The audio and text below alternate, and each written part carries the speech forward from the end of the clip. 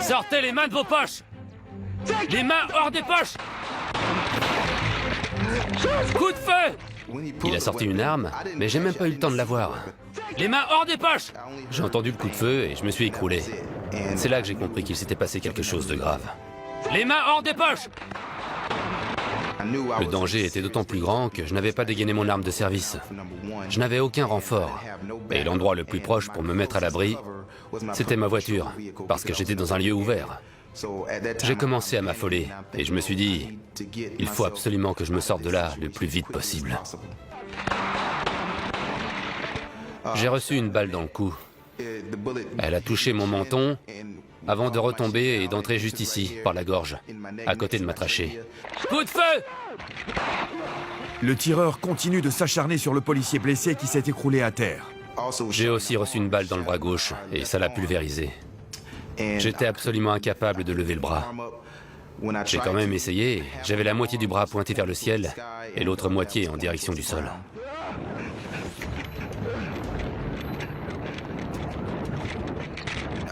J'ai bien compris que si je me sortais pas de là, j'allais sans doute mourir. Il allait continuer à me tirer dessus jusqu'à ce que je meure. Je savais que je n'avais quasiment aucune chance. L'officier Smith est dans une zone exposée, sans aucun autre endroit pour se cacher que sa voiture, garée à plusieurs mètres de là. Je suis touché! J'étais terrorisé.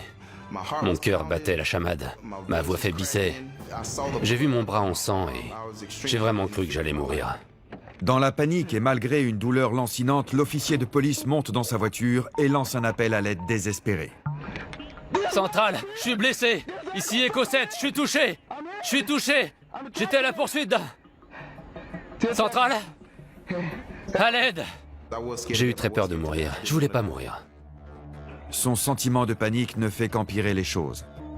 J'ai eu une sorte de flash. Je ne saurais pas dire pourquoi, mais j'ai eu un déclic. Et je me suis souvenu qu'il fallait que je me détende et que je ralentisse mon rythme cardiaque.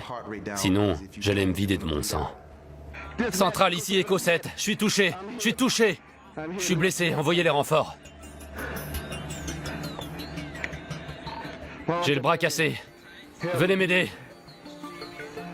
Mais dans une petite ville, qui plus est le jour de l'an, les renforts se font attendre et l'état du policier se dégrade rapidement. Je savais que les renforts mettraient du temps à arriver et ça m'inquiétait. Parce que je sentais que mon état était critique et que si je n'étais pas bientôt pris en charge par une équipe médicale, je n'allais pas rester en vie très longtemps. Quelle est la situation? Je suis dans un sale état. Les renforts sont en route. Le suspect est toujours là? Il s'est enfui. Pitié, aidez-moi. Dites à ma famille que je l'aime. Au fond de moi, j'étais en paix avec ce qui se passait. Mais je voulais que les membres de ma famille sachent que je pensais à eux à ce moment-là. Et que c'est grâce à eux que j'avais aussi bien vécu jusqu'ici. Quincy continue de se vider de son sang et les renforts ne sont toujours pas là. Mais ils sont bel et bien en chemin. Je m'appelle Jet Tompkins. Et vous? Quincy Smith. Quand j'ai entendu les coups de feu, je me suis douté qu'il y avait quelqu'un de blessé. Personne ne tire plusieurs coups de feu d'affilée sans que ce soit pour blesser quelqu'un d'autre. Jay Tompkins est charpentier dans la région et il travaillait dans une station-service à proximité au moment des coups de feu. Il ignore si le tireur est encore dans les parages, mais il sait qu'il doit intervenir. Ne vous inquiétez pas, j'ai appelé les secours. Je peux faire quelque chose pour vous? Je ne sais pas vraiment comment... Je m'y connais pas vraiment... Vous voyez, dans les premiers secours. Étant donné que je n'avais aucune formation médicale, je me suis dit que la meilleure chose à faire, c'était de le rassurer pour qu'il reste calme. Où est la balle? Oh mon Dieu. Dans ma poitrine. Elle est dans votre cou. Mais il n'y a pas trop de sang. Je pense que vous allez vous en sortir. Restez avec moi surtout, restez avec moi. Il avait besoin d'entendre qu'il s'en sortirait, même si je n'en étais pas sûr moi-même. Tenez bon, je suis là, j'irai nulle part. C'était pas un professionnel de santé, donc il ne pouvait pas vraiment grand-chose pour moi, si ce n'est me tenir compagnie et m'apporter un peu de réconfort avant la fin. Le temps presse, parce qu'avec chaque seconde qui passe, l'officier de police se rapproche dangereusement de la mort. On a besoin d'aide.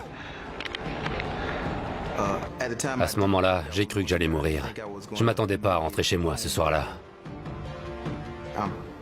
Je pensais que j'allais me vider de mon sang. J'avais extrêmement peur. Les nouvelles vont vite dans les petites villes. Les membres de la famille du policier arrivent, rongés par l'inquiétude. Quincy! Oh mon Dieu! Les secours sont en chemin. Quincy, mon chéri, est-ce que ça va? Doucement. L'ambulance arrive, calmez-vous, madame. Mon Dieu! Faites attention, ne le stressez pas. Non, Quincy! S'il vous plaît, calmez-vous. Quincy, ça va, mon chéri? Quincy Smith sait qu'il doit rester calme malgré une grande émotion. Je me souviens avoir entendu une voix qui criait mon nom, Quincy, et qui récitait une prière. Mais je ne savais pas que c'était un membre de ma famille. Je ne savais pas qui c'était. Ne bouge pas, Quincy, ne bouge pas! Il y a des gens qui vous connaissent. Il y a votre famille. Écoutez, il y a l'ambulance qui arrive, tout va bien. Par pitié, reste en vie. Accroche-toi. Entendre ces mots m'a permis de tenir le coup jusqu'à l'arrivée des secours. Heureusement, malgré 3 balles reçues, l'officier de police a échappé à 5 balles perdues. J'ai eu de la chance. Il a tiré 8 fois, mais il m'a touché que 3 fois. Je crois qu'il essayait de viser ma tête, mais il n'a pas réussi et il m'a touché au cou. Mon pronostic vital était engagé, mais heureusement, ma veine s'est rebouchée après avoir été ouverte. Et c'est ce qui m'a permis de rester en vie et de ne pas perdre connaissance. En attendant l'arrivée des secouristes, Quincy Smith a tout fait pour rester en vie. Bonjour. Bonjour, j'ai une balle dans le cou et mon bras gauche est cassé. D'accord. Essayez de pas bouger. J'essaie, mais j'ai mal. Je sais. On va s'occuper de vous, d'accord? Ça a été un gros soulagement d'entendre l'ambulance arriver. Enfin, je me suis dit que ça allait pouvoir s'arranger pour ce pauvre homme. J'étais soulagé, parce que je faisais tout mon possible pour tenir bon, mais j'allais enfin recevoir les soins dont j'avais besoin. Si l'officier de police semble sorti d'affaire, il reste néanmoins un tireur fou en cavale, et personne ne sait à quoi il ressemble. Attention à mes lunettes, il y a une caméra intégrée. D'accord, je m'en occupe.